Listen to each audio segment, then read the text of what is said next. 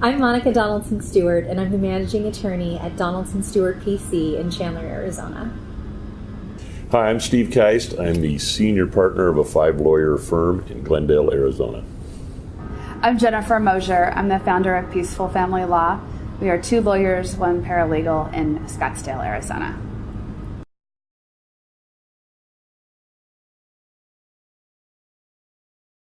Collaborative law is an out-of-court option for people who are considering a divorce, legal separation, or any other family court, family involvement type of case. If you've got a long-term, shared, high-stakes interest in something that you can't divide, like children, a pet, a house, a business, courts typically don't handle these interests in the way that the parties themselves may want to see the interests divided. So this is a way to be creative.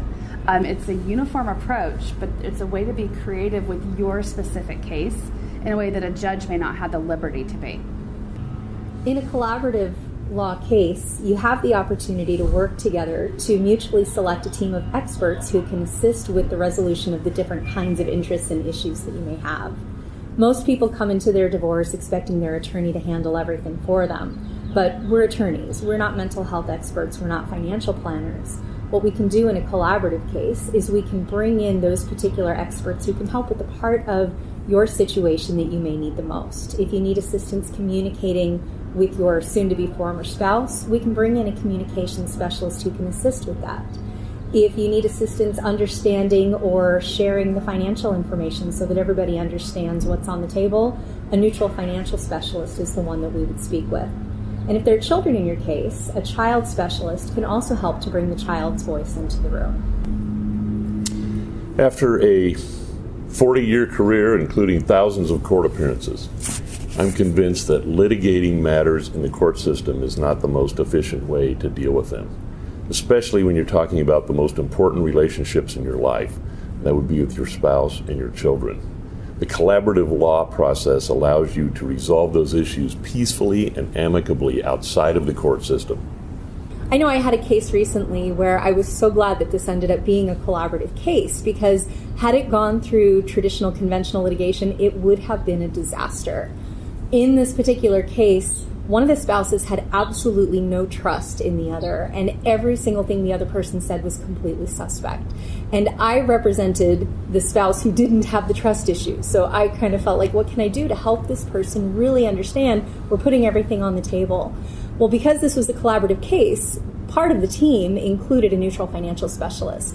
And one of the great things about this process is that the spouses basically commit to complete transparency throughout the entire proceedings.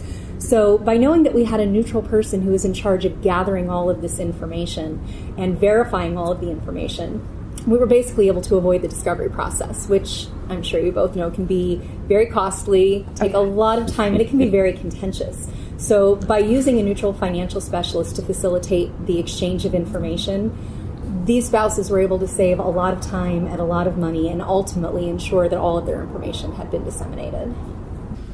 One of the biggest advantages of the collaborative process is the savings, both in time and potentially, hopefully, money. You can avoid all of the expensive discovery, which is time-consuming and expensive, as Monica said, in a collaborative case, and hopefully reach the amicable resolution quickly without a lot of extra time spent by the attorneys and the other professionals, as well as the parties, taking time out of their regular lives to deal with these issues. For example, Jennifer and I had a case with a couple that had children and significant financial issues because the husband owned his own business. We were able to lay out the groundwork at an initial meeting, get a financial professional involved, and in only 2 meetings, we were able to help this couple resolve essentially all of their issues, and happily, they actually reconciled, which doesn't always happen, but it was a great result. So there's a case where if that case had been filed and gone into the court system in litigation, my prediction is that it would have become a drawn-out, dramatic, expensive mess, and probably reached a much different result for that couple.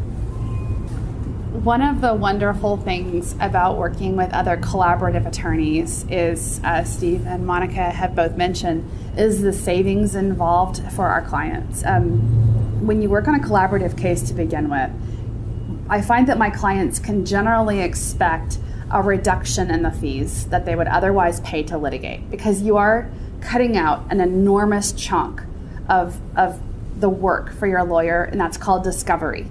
That discovery process is not eliminated, it's just restructured in a way that all of the information is transparently available to both people, and you're able to have the creative license to come up with something that applies to your life in a unique and personal way that will fit you and your solution. And when Steve and I had the opportunity to work together on our case, we were able to do exactly that for that couple. We were able to bypass that discovery, and we actually agreed to go to collaborative law on the courthouse steps. So we were literally outside of a courtroom, scheduled for a hearing, and we walked up to each other and said, "Hey," and it went from there, and a snowball rolled downhill, and it was a wonderful experience for us professionally to be able to serve these clients in a way that, again, it's such a concierge level service. They don't have to go to a courtroom again.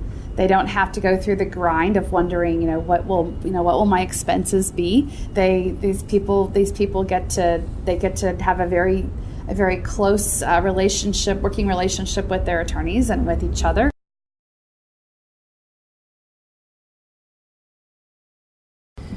Although the collaborative process does allow the spouses and their team to be extremely creative in the way they craft the outcome of their case, this is still a rules-based process. Rule 67.1 of the Arizona Rules of Family Law Procedure will control that process.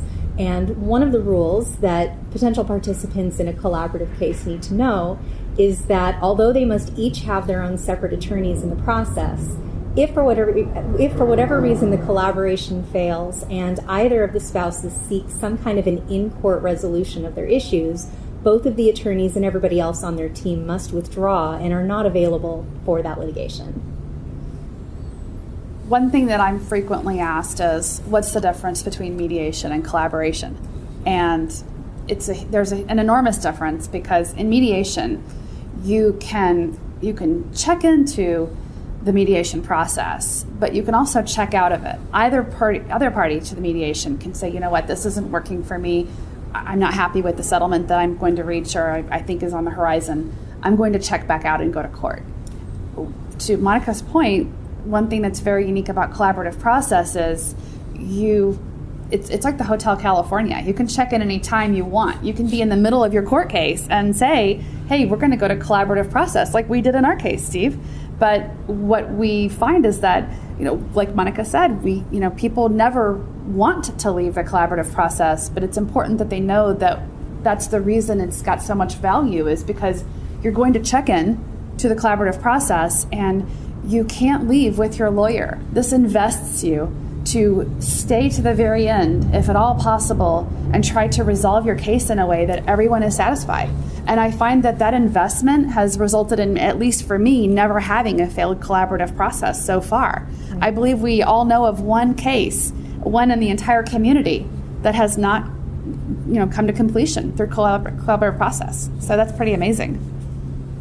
I have had many other lawyers tell me that they believe collaborative law is just like mediation.